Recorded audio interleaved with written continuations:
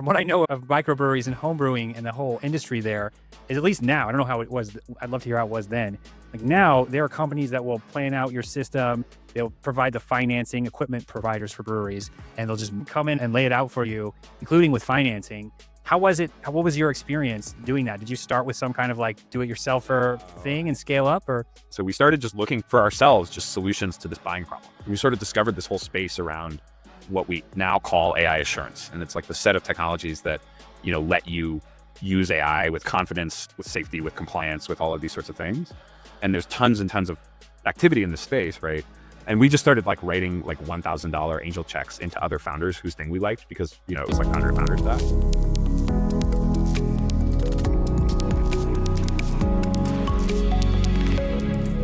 Griff, welcome to Product Growth Stories. So happy to have you on the show. So you have seen sort of both sides of the table, as it were. You've been a successful operator in the SaaS world. You built businesses and exited, and now you're also running or part of an investment firm. I'd love to hear some of your story. Can you tell us a little bit about your business, your SaaS business that you worked in? Yeah, the SaaS business was actually, like, funnily enough, sort of the third thing that I started. I originally had an online publishing house that we grew to be, it was the second biggest cycling publication by circulation.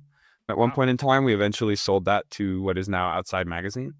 We then went and lived in Chile and grew a tiny little microbrewery to become the fifth biggest beer distributor in the country of Chile. And then I came back and in 2019 founded what is, I guess, more of a conventional SaaS company. We were focused on delivering AI and sort of ML solutions to nonprofits and regulated industries. So higher ed, government, healthcare, stuff like this. We sold that. It's like a wild path already. Yeah, it's been it's definitely been a little stochastic, but we sold Momentum was the name of the SaaS company. We sold Momentum in June of last year.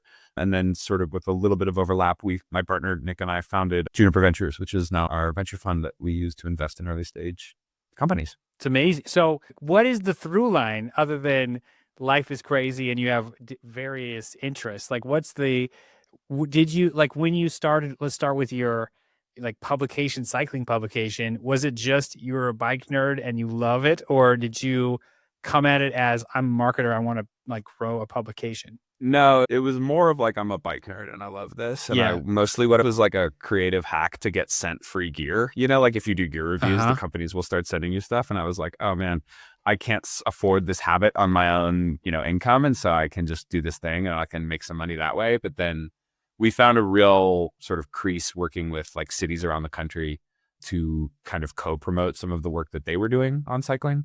And I've been a bike nerd for my whole life, like that, like whatever, that's long dated. But that one was sort of fun because I got to do it actually with my mom. And so it was like, I was 22 and it was sort of the last thing that she did. And so we sort of did it together and then, sold it and she no longer works and I do. That's cool. That's so cool. So that was like your start into the world of entrepreneurship. And it's more like, so I'm a climber. So we have the equivalent. There are climbing bumps. Yeah. Oh yeah, absolutely. With the same thing. So I know this type or your type. So I love that. So you did that, but just doing something to get some free gear is not going to get it purchased by Outside Magazine. Something else happened. Yeah, I mean, I think that we were really focused on delivering a really good product to the audience that we wanted to deliver that to, which was basically us. Like I was like writing stuff for myself, right? And I always felt like, there's like hardcore bike nerd porn kind of, like the stuff where it's like you're really like you're out in spandex, you're like the climber bro. Yeah. Yeah. The shock absorbers or whatever. Exactly. But there was nothing that's like, just like, I'm trying to ride my bike to go get groceries and like pick my kid up from school and just like sort of just like live a normal day-to-day urban life on a bike. And there was really none of that like at the time. And so we just thinking about like, hey, what are some ways that we can try to make it more approachable for people to just like ride one extra a week on a bike at first. Okay. So this also, you were targeting like this is like a different market. These are different people that you're describing right now. I think I might be one of these people, by the way. Yeah. And this is a whole world. Like there's a world right now where there are bikes marketed as, hey, this is like a car kind of. There's nothing Yeah. about the bike. It's like it looks like a car. I don't know. But exactly, but back in 2015, like that was before Yes. you had that. And now, you have like the Lime bikes and like the sort of like, the scooters and stuff that are around in a lot of cities. But it's before any of that, like none of that existed. And I think we were like, what ended up being kind of a bigger trend of like, hey, let's get a cargo bike to ride my kid around in or whatever, buy groceries. And let's like also ride a Lime bike when we're going to go get some drinks or something. We just caught that, I would say. Right. Yeah, that's great.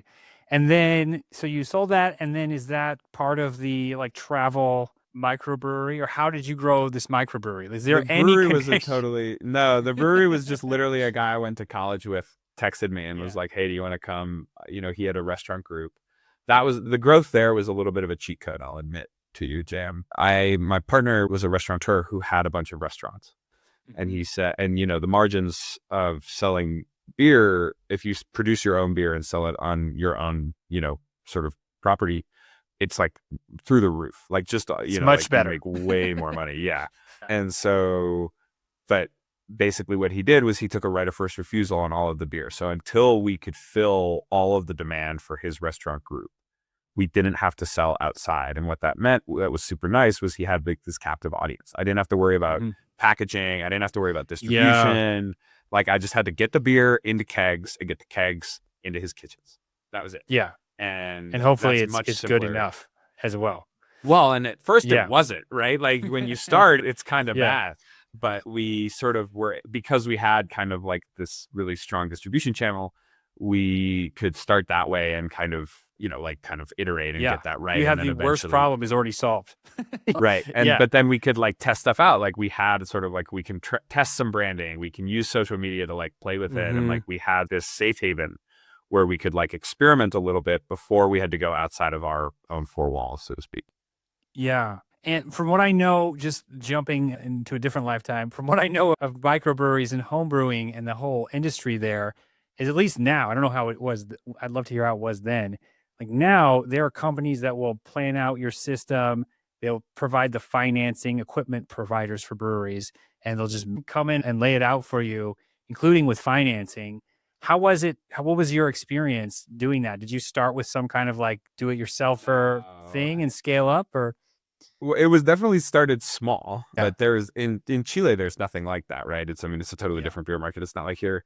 And so we did everything ourselves. We started on like and basically like very micro scale, and then moved up a couple of times into progressively bigger and sort of more professional things. We did at the end actually sort of purchase there was like a very big brewing facility that the owner was selling, and we just bought it as is. So we didn't have to like move in and figure out how to lay it all out. Yeah. But there was no like the sort of like turnkey operator thing was definitely not the case. Yeah.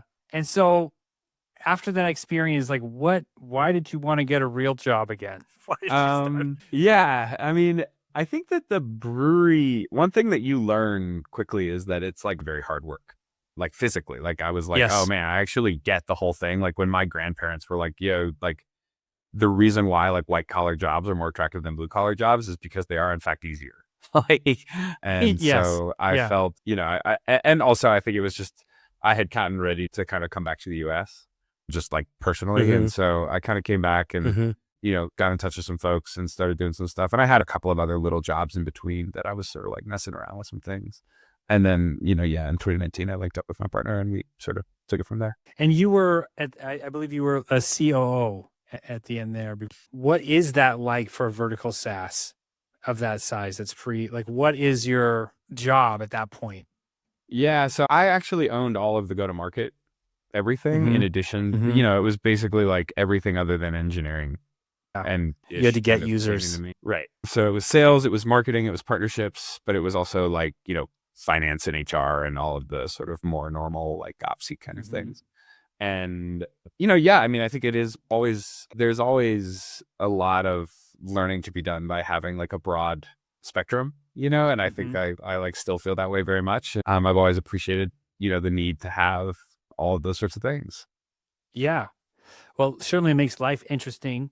So when you start with Momentum, this SaaS company, if you were doing GTM, how did it change? Like when you first started, how did you kind of kickstart it moving versus what did you finally get to with user acquisition GTM systems before you sold? I'd love to hear the Yeah. progression of like, how do you even get anything versus this is what it finally looks like when you're ready to sell. So we had a very specific ICP. And I think that like, obviously the first thing you have to do when you're building anything is know who you're building for, like, and have a pretty clear idea of that. And so we had a fairly narrow ICP, and we had a few people that we could just call that we knew that were sort of friends that, you know, did us a solid, and they would either look at mock-ups or like play with a beta or whatever, right? Like, and it was all super bad initially. And one thing that I definitely learned is like, don't ever apologize for your product. Like even like a thing that I feel like I see sometimes people do is they get on the phone and they're like, yeah, look, sorry, it's kind of still in beta or it's still not in great shape. And I'm like, don't do that. All you do is undermine yourself. Yeah. All you do is make yourself look bad, because there's actually Don't like apologize for your cooking either. It's the same. That's right. That's right. That's right. But so we started by just like going to our friends, and then basically like we eventually got into just a really strong cold outbound motion, which I know is like not the most exciting thing in the world, but we had a really good, strong, clear understanding of who we were selling to. And, you know, I think right now, I mean, like I look at the tools out on the market right now with stuff like Apollo and Clay and Warmly and some of these, and I'm just like, if I would have had these in 2019, like I would have, like the whole thing would have been easier. Like I was doing it all, not manually. Nothing is manual on a computer really, but like I was doing a lot of like download a list, upload a list, like, you know, all of this. But at one point in time, you know, like I had it scaled up where we were doing almost 3,000 bits of cold outreach a day, like 3,000 individuals. And so we were going pretty big, and that's not with like a big team or anything. That was early on. I was doing that all myself. And so we scaled it up, and it was fairly effective at just getting people in the door. And then what we found quickly was, again, we work with like regulated industries and nonprofits, and, you know, people they're hard to email. They can be hard to email. They can be hard to email. But what we also learned is just that they're not also like slow sales cycles, which was a hassle for us, honestly. Like it was a big deal. And I think like one of the biggest things that I learned was like make fast progress and make sure that everybody that you've talked to knows. So like I would record these like weekly, like minute long Loom videos of like every little thing that we released. And I don't think, you know, I actually know like Loom videos, like no more than 50 people ever watched any of those, but it put me on this. Those were your buyers. Exactly. It put me on those this are the buyers that watch them. Yeah, the ones who watch it. But I was in their inbox. Hey, here's what we did this week. Hey, here's what we did this week. Hey, here's what we did this week. And every week, they don't click on it almost nobody was clicking on every single one of them. But like they see it in there, and there's like, it just sort of lodges its way in there slowly. And then they're like, oh, I met that guy. I talked to that guy. Yeah, you know, he's a right. And, you know, over time it sort of created this sense of like, oh, these guys are really dynamic, right? Like, and we were going fast and we were growing quickly and all of that. But it created this sense of like, oh, got it. Like every week they're doing something new is happening over there. And I think that keeping those, just because somebody doesn't buy it on like the first call or even on the third call, figuring out a way to keep the relationship warm at scale is one of the most important things in a true B2B sales cycle. Yeah, I love that. It's also hard. You know, it's hard to actually say something useful frequently and not just like, hey, just bumping this up in your inbox. Yeah. What was because I would say those aren't the easiest people to email, and you were doing it in a, you know, before all of our amazing tools. Can you tell us some of the biggest things you learned about what to say in these like initial cold emails? Because I'm guessing say less.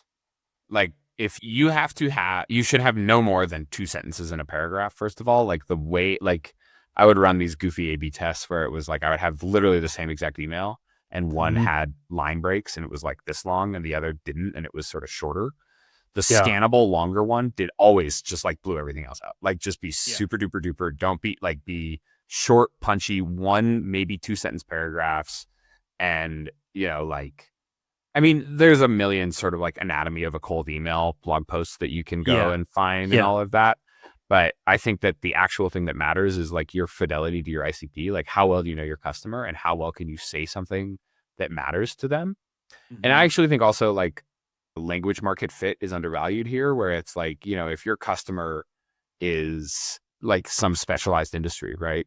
Where Yeah. whatever that is, trucking or, like anything like that, they will have their own vocabulary, and Yes. you must use that vocabulary to have a fighting chance in hell. And so you Yeah. have to be you have to know your customer well enough, and you have to know your customer's language well enough to be able to write an email for that ICP. And I think that was a really important piece of it for us, was we were just laser focused on like, this is how our customer talks. This is what they say. I'm going to use as few words as humanly possible to get those like keywords, those sort of like signal words in front of them, and ask for meetings. I love that. Yeah. I have this theory that anything that's really sexy and cool sounding is very ineffective. Like the most boring stuff that you've already heard is actually all that The actual matters. most effective thing you can do is cold call, and nobody wants to Yeah. do it. Yeah. How long? So this is another thing I love to hear from founders is how long did it take you with this consistent, outreach to crack it? A lot of people, when they first start with something like this, the very first emails they said do not work, and I'm curious for you, what was that process like to hit a point where you're like, okay, we got it now. Now I know what to do for these people. Oh, I would say, I don't know if we ever cracked it. Like, it always felt to me like there's sort of this like great white whale of the like perfect message to the perfect person at the perfect time. Yeah. And then you like go and look at it and you're like, man, okay, I got a 5% reply rate here. Like that's, I'm way off of that. Right. And I think that like the most important thing is not like write a perfect email. It's not like, like be perfect. It's just like get it out there, put it up and iterate quick. It probably took us, I don't know, it was probably a couple of weeks worth of work before we got like any replies. And then it was, I mean, like every day for the rest of the company's existence was spent, to some approximation, we were working on like, how do we make this better? How do we keep getting more meetings, getting more, more interactions, more. And it was just something that we sort of did over time. And, like the product changes, like the world changes around you, right? Like the whole thing is like, the product has evolved, like our understanding of our SCP has evolved, like the marketplace has evolved, like there's new competitors, whatever, right? Like all of a sudden now we're doing a competitive sale instead of just like, only blue once. ocean. And so once you're into that, like you just constantly have to be refining it and making it better. And my rule is always just like, don't write a perfect email, write an email that you've sent. Yeah. Yeah. This is great advice. And so you did that, you got it to a point where it's humming, even though it never felt like you cracked it. And I imagine you guys were able to remove enough of the different key man risks to exit. And what led you to Juniper Ventures? Like, what's the investment thesis? Yeah. So, well, like I say, we were selling into sort of like hard to sell into industries, right? And we were selling what was at the time ML or sort of like sophisticated models, and now would be AI, right? And now is AI, I mean, to some approximation. And what we found quickly was that nobody knew how to buy this. Like none of our customers, like we would get senior leadership, we'd have it all lined up, we'd have interest, we'd agree on price, like it's all there. And they'd be like, okay, cool. In order to buy this, it has to go to my procurement team. And that procurement team would be like, what is this? Like, I don't even know what this is, And they didn't know like what category in Excel and the where exactly. to put in the P&L. Exactly. So it like took, we would like get through a sort of sales cycle, and it would be, a few, maybe 2-3 months of a sales cycle, which is actually pretty good for this kind of a customer. Absolutely. And then it would sit on a procurement desk for like 6 months, and it would kill me. Like we'd be like waiting on this revenue. We'd have 6-figure contracts that were like just sitting on some procurement person's desk. And they're like, can you provide evidence of this and that? And we're like, what are you talking? No, like, what do you mean? Like, this is the wrong question. And so it was like super messed up, and we had to sort of work our way through that.